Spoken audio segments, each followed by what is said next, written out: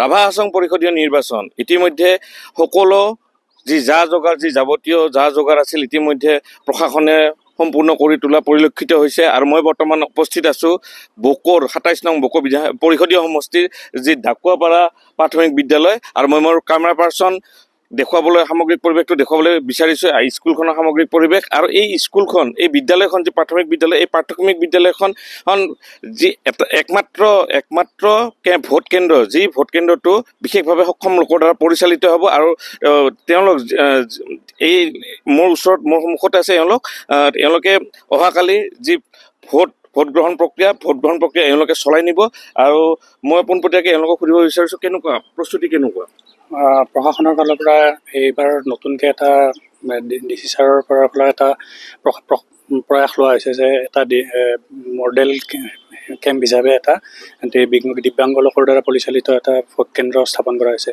সেই কেন্দ্ৰটো এটা শলাগ ল'বলগীয়া পদক্ষেপ তেখেতৰ ফালৰ পৰা। আৰু ইয়াৰ পূৰ্বে আপোনালোকে চলাইছিল?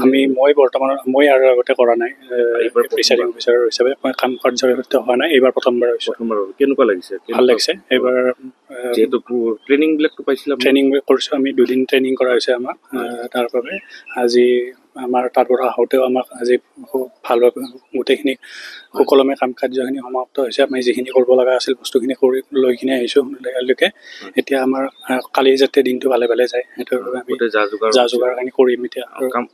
বাকী কামৰূপ জিলাৰ গোটেইখিনিতো একেলগে আহিছে, আপোনালোকে গোটেইখিনি হৈছে? ঠিক হয়, কামৰূপ জিলাৰ গোটেইখিনি আহিছে, আমাৰ ৰাভা হাছং এৰিয়াটোত গোটেইখিনি আহি পাইছেই চাগে ইতিমধ্যে? হয়, মই গম পোৱা নাই। আমাৰ যিজন ছেক্টৰ অফিচাৰ আছে তেওঁলোকৰ লগত যিখিনি আহিছে সেইখিনি আহি পাইছে চাগে বৰ্তমান, বাকীখিনি গম নাপাওঁ মই।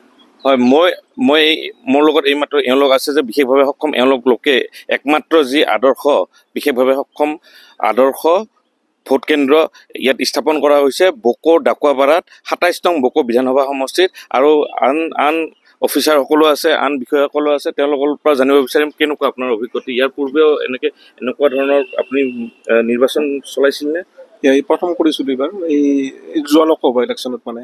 তাৰপিছত এইটো দ্বিতীয় এইবাৰ। কেনেকুৱা লাগিছে? ভাল লাগিছে, সেইবাৰো ভাল লাগিছিল। আমি মানে ভালে আহিছোঁ, সোনকালে আহি পাইছিলোঁ। ফাৰ্ষ্ট আমি ভোট জমা দিছিলোঁ বক্স যোৱাবাৰ, মানে যি লোকসভা ইলেকশ্যন ইভিএম আছিল।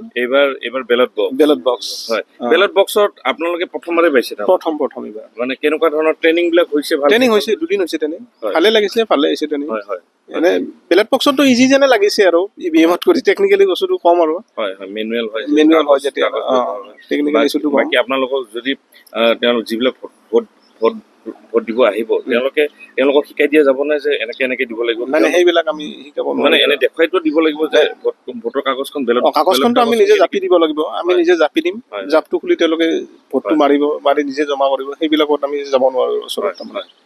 মানে গোটেই ওচৰতো যাব নোৱাৰে, যিখিনি প্ৰক্ৰিয়া আছে সেইখিনি আপোনালোকক শিকাই দিয়া গৈছে আৰু? আমাক শিকাই দিয়া গৈছে, যিমতে কৰিব লাগে সেইমতে কৰিম আমি আৰু। হয়, এটা কথা ক'ব লাগিব যে বেলট বক্স অহাকালি যি নিৰ্বাচন অনুষ্ঠিত হৈছে সেই নিৰ্বাচন অনুষ্ঠিত হ'ব যে বেলট বক্সৰ প্ৰক্ৰিয়াৰ দ্বাৰা ভোট গ্ৰহণ হ'ব। আৰু এইটো এওঁলোকে বৰ্তমানলৈকে যি অফিচাৰ্ছ আহিছে, যি ভোট গ্ৰহণৰ কাৰণে অফিচাৰ্ছ ইতিমধ্যে আহি পাইছে আৰু তেওঁলোকে জনাইছে যে তেওঁলোকৰ বাবে প্ৰথমবাৰৰ অভিজ্ঞতা এইটো যে বেলট বক্সত তেওঁলোকে ভোট গ্ৰহণ প্ৰক্ৰিয়া সম্পন্ন কৰিব।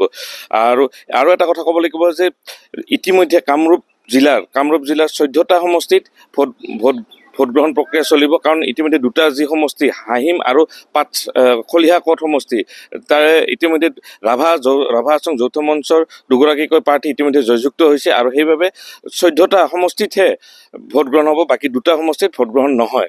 গতিকে বৰ্তমান যি সামগ্ৰিক পৰিৱেশ চাব গ'লে যে সম্পন্ন হৈ উঠিছে। ইতিমধ্যে যি পাহাৰ অঞ্চল, যি জঙাখলি সমষ্টিৰ লাম্পি অঞ্চলকে ধৰি গামেৰীমুৰা যি অসম মেঘালয় সীমান্তৱৰ্তী অঞ্চলৰ বাবেও যি সুৰক্ষা ব্যৱস্থা আছে সুৰক্ষা ব্যৱস্থা কটকটীয়া কৰি তোলা হৈছে। জানিব পৰা গৈছে যে CRPF মোতায়েন কৰা হৈছে, যে অধিক সুৰক্ষাৰ বাবে CRPFলৈকে মোতায়েন কৰা হৈছে। আৰু এই অঞ্চলত এই বকোত 2টাকৈ মহিলাৰ বাবেও মহিলা মডেল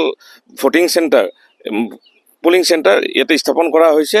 আৰু ইতিমধ্যে যি ছেক্টৰ অফিচাৰ হওক, যি আৰক্ষী বিষয়াসকল তেওঁলোকে বৰ্তমান গোটেই অঞ্চলটোৰ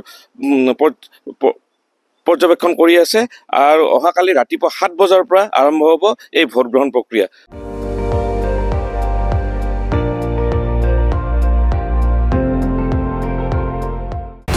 আপুনি চাই আছে ND24 সৰ্বশ্ৰেষ্ঠ নহয় সৰ্বোত্তমৰ দৌৰ